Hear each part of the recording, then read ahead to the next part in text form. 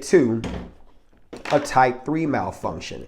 And then I'll explain what I was talking about in the beginning with the guy who said it was kind of antiquated. And I'll show you the reason why his theory is missing or lacking context. See, I like to teach theories that are going to work with mostly every firearm, not what's going to work with special operators in special situations with special circumstances that don't necessarily apply to you, the general everyday, I'm not deploying at a high op tempo concealed carrier, right? Those things matter. So let's go on ahead and demonstrate the type 3 malfunction. Type 3 malfunction is what I affectionately call the parking lot jam. So here's how you set it up. You want to take a snap cap and you want to insert it into the chamber through the ejection port like so. Okay, so make sure you get it in there. Okay, you can see it right there. I'm going to show you some light because I don't want to lose it. Here we go. Right there. You see that snap cap is in there. I want to make sure it's in the camera. Lighting it. Okay, good. You see it just like that. Okay, then I want to go on ahead and make sure I still have the firearm angled downward just like this. Magazine in, and then send that slide forward. Okay, this is what I affectionately call the parking lot jam. There's a person in that space who's trying to get into this. There's a new round trying to get into the parking lot space that a car is already in. Okay, just like that. And you can easily get these. What causes this to happen? Maybe the extractor that actually pulls the casing out of the chamber didn't connect, or it moved too fast, or it's bent, or it's broken. The fact is, this is the stimulus identification that the slide is trying to go forward, but there's something in the way, okay? Or even, like my student experienced yesterday, the casing came out partially or was trying to go in partially, but didn't necessarily go in all the way. You pretty much have the slide that's trying to go forward into battery, but it's still here, okay? So what's the response selection, okay? Here's where we're going to go on ahead and talk about it, and then we're going to get into that discussion, right? Okay. Lock, mag to pinky, rack 3, insert rack. I'll say it again. Lock, mag to pinky, rack 3, insert rack. Okay. So let's explain what that is. Here we go. Lock. You want to lock that slide to the rear. Okay. Why do you want to lock that slide to the rear? Different firearms have different guide rod spring tensions. What is a guide rod spring? Let's go on ahead and show you what that is. Okay. Guide rod spring is this piece right here. This is the guide rod spring. Okay. Different guide rod springs have different tensions. Those tensions are the strength that is needed to send that slide forward and into battery. Okay. You want to work. You don't want to work against that, okay? You don't want to work against that. You want to eliminate that even being in the way, right? And different firearms have different tensions. Now, some would sit there and say, well, why would you worry about it? Just rip the magazine. Well, here's the problem. As you can see, this CZP10C, look at this base plate on this magazine. It's pretty smooth, right? Now, I'm going to go on ahead and show you the CZP10F, right? CZP10F. Here we go. We're going to go on ahead and set up this same malfunction with the CZP10F, okay? Just like so, right? Now, if you look at the CZP10F versus the CZP10C, what do you see are the differences in the magazine base plates? I'm going to try to hold this up where I can demo this. What do you see are the differences in the magazine base plates? This one is more smooth. If your hands are slippery, it's not going to really get slippery or bloody. You're not going to be able to grab this surface area while working against this guide rod spring. But look at the CZP10F. Look, it has a bigger base plate. It has indentations that whether your hands are bloody or sweaty, you have a better chance of being able to just rip this magazine out when you press the mag release. So let's go on ahead and try it. With this CZP10C, I already have my hand covering this surface. So my hands better be dry while I'm trying to rip this out. And I'm fighting against this guide rod spring, right? Why make the stuff hard? Why make the stuff hard? Now, here we are with the CZP10F. You see how there's a difference? See the difference? I'll show you again. Here we go. Hand is doggone near covering that base plate with the C versus the F, right? That's why you need to always understand the context. Special operators, I love you guys. I promise I do. But it does a disservice to bring your special training and special tactics with special firearms and special circumstances and try to bring that to a civilian market and try to teach from your high op tempo, high special circumstance skills to people who don't necessarily have the equipment that you do and don't serve in the areas that you serve in. This is the type of firearm that has a threaded barrel that allows for a suppressor. The average concealed carrier may not even carry anything like that. The base plate on this may be something that's too big for a person. It has suppressor sight heights. This may be something that may be too big for an average everyday carrying American or citizen, right? So just have that in mind, right? Sometimes you're so smart, you forget to teach for people who are not. Sometimes you're so special, you forget to teach people who are not in those special circumstances. Context is everything, okay? So let me try to rip this out. Watch this. You see how easy I'm able to rip this out? Why? Because I had more surface. So the guide rod spring, which is essentially the same, just a little bit longer type guide rod spring that's in the C, right?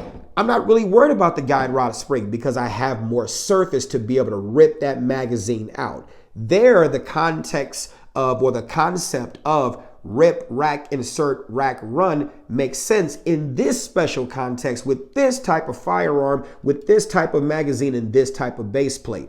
But it doesn't work for most firearms that most civilians are going to carry if they don't have that extended base plate for the magazine, right? So I like to teach my theories of what's going to work with mostly all firearms, given that my market is mainly the civilian space, okay? So what did I say was the corrective action procedure or the response selection for this? And I have to change that because I just revamped my theory. It used to be what it is. I'm not going to repeat it. Let's go on ahead and go with it. Here we go, okay? Lock, mag to pinky, rack 3, mag in, rack. Okay, I'll say it again. Lock, mag to pinky, rack 3, mag in, mag. I'll explain.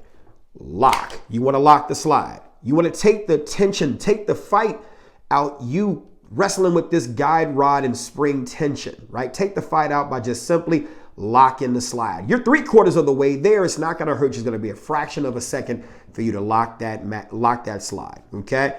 Mag to pinky, right? Why do I want to say mag to pinky? One, I want to take this mag and I want to put it to pinky, right? I also want to make sure that in doing so, I have no choice but to make sure when this mag is out, it's going to immediately go to my pinky because that's where I'm going to put it. But it's also in the area that allows me to be able to index it when it's time for me to insert it again. It's a placeholder for this magazine. We don't want to discard this fresh mag, right? So here we go. What did I say? Lock, mag to pinky, right?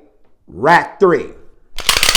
Okay. I don't care if it's rack 3, rack 2, whatever. Just rack multiple times. I like 3. Third time's a charm. Rack 3. Okay. Mag in, rack.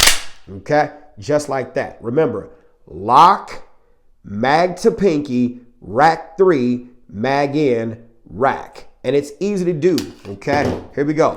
Let's go on ahead and practice it again. We're going to go on ahead and set it up, okay? Type 3 malfunction, type 3 malfunction. Remember, snap caps, round in chamber, mag in, slide forward, okay? Parking lot jam. Remember, lock, mag to pinky, rack 3, mag in, rack. Lock, mag to pinky, rack, mag in, rack. Okay, not hard. Let's go on ahead and do it again. Okay, and you do this as many times as you need to till you perfect this. As many times as you need to until you perfect this. Okay, here we go.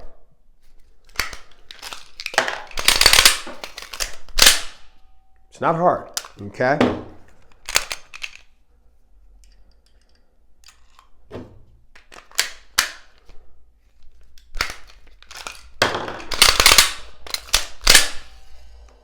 Lock, mag to pinky, rack 3, sorry about that, mag in, rack, okay? That is the response selection, and the training that we were just doing is response programming, okay?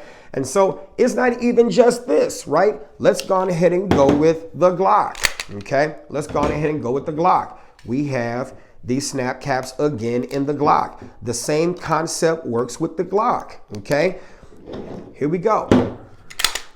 Mag out, round out. Mag out, round out. Got it. Here we go. Let's go on ahead and set this up. Okay. Remember what I said. Here's the Glock Model 19. There is a huge difference between this magazine and this magazine.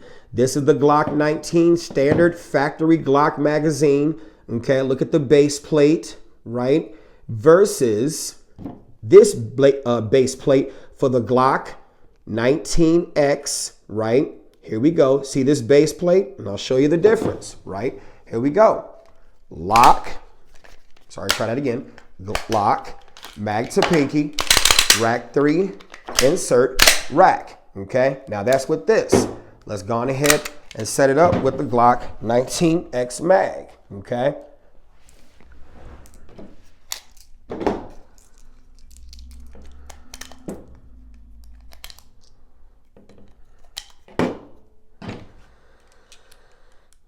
Don't forget to hit that subscribe button, all that great stuff. Okay, good. Look at this.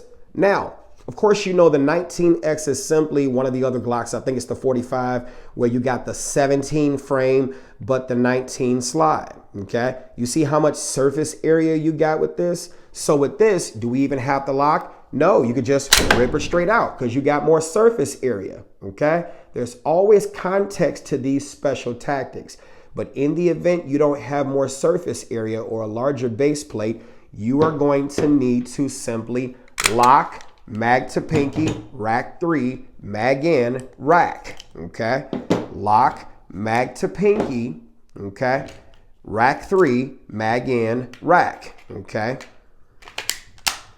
Lock, mag to pinky, rack 3, mag in, rack. Now, I know some of you all seen the rounds that were falling out. And with the rounds that were falling out, you're simply like, well, Mike, why don't you just let the round fall out and just insert the round in? Because under stress, you're really not going to even see that round falling out. You may see it, you may hear it, you may not. Just go through the response selection package for the stimulus identification that you've experienced. The stimulus ID for the type 3 malfunction is the parking lot jam, where you have a round trying to get out and a round trying to get in, right?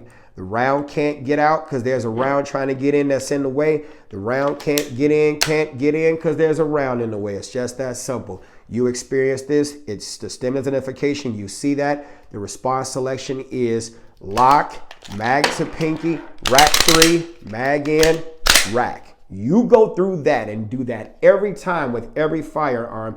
You got a greater chance of getting that firearm where it needs to be than trying to figure out whether or not you should pull this or not because you're fighting against the tension of that guide rod.